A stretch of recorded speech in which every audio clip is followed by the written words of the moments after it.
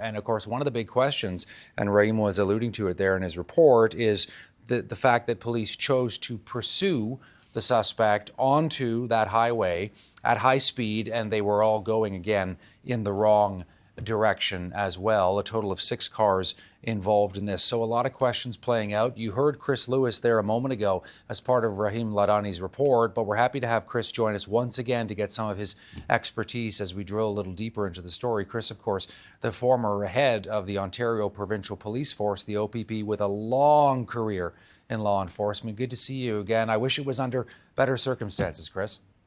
You too, Todd. All right, so the Special Investigations Unit now on the case. I spoke to one of their spokespeople earlier today, just the very beginning, of course, of what will be a very involved investigation. What do you think we're going to see?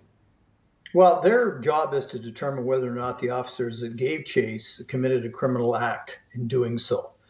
So was it dangerous driving? Was it, criminal negligence in their driving, causing death, obviously?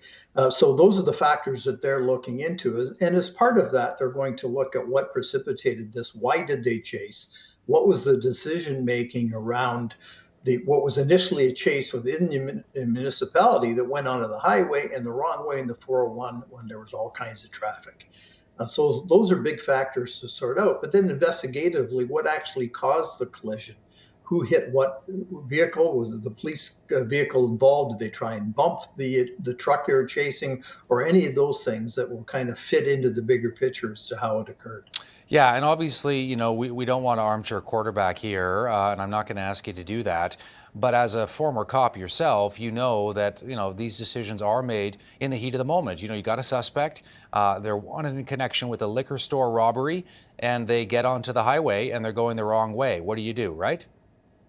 Exactly. And I've been there, Todd, never in a busy highway going through Toronto, but on the 401 near London in the middle of the night, obvious impaired driver going the wrong way. We had to get that guy off the road.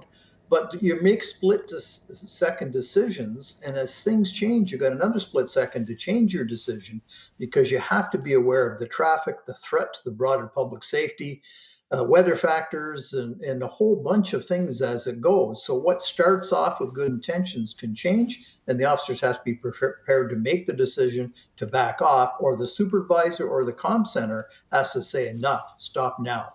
And so we don't know what happened along that route. No, we don't. Are there kind of rules governing this kind of thing? I'm just curious, sort of in a general sense, Chris, how much latitude police have in a situation like this?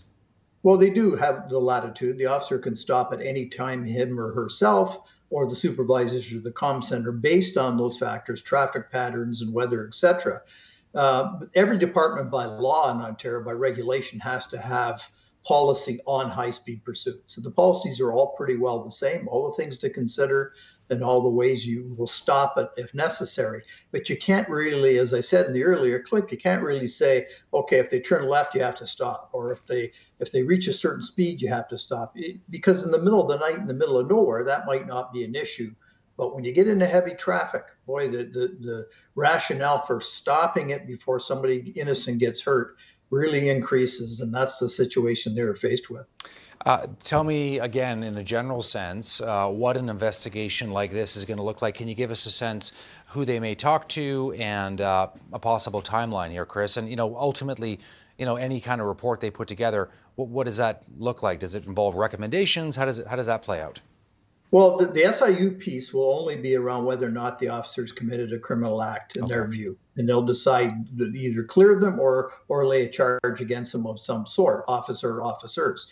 But the broader investigation around what caused it, because ultimately, if they're going to argue the police caused the death, then what was the reason that the collision occurred? Was the person was being chased fault, or was it somebody else's fault? Like, we don't know any of those things, and I'm not suggesting any fault on anybody's part, but mechanical situation of the vehicles, all the videos coming and going that different people had. Did the cops have videos? The downloads from the computers on the cars, all the radio transmissions, and et cetera, will all be put together. And that's not going to happen overnight. It's going to be days at least, and the reconstructionist report may be even more than that.